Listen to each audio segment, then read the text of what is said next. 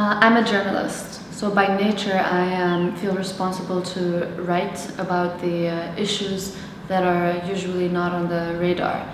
And my mission is to give voice to the voiceless and build the bridges.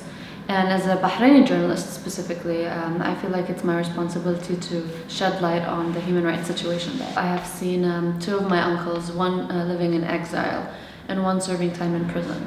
So I understood that something was not right.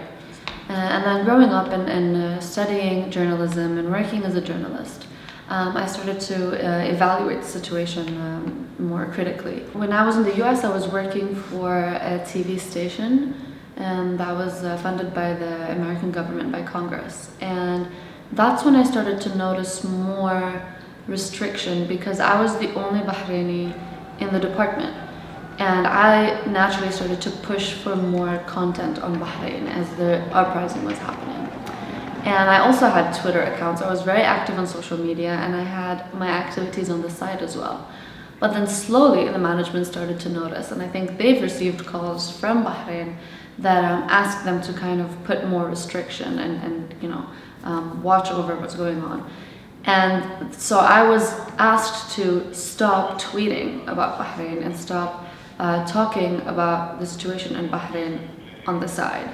And they started creating this new social media policy because of that. And that's the first example where I started to notice, even being abroad and that far, the hands or the arms of the government reached and censored me. And I had to basically choose between either self-censoring, like self-censorship, or like keeping my job or losing it, basically.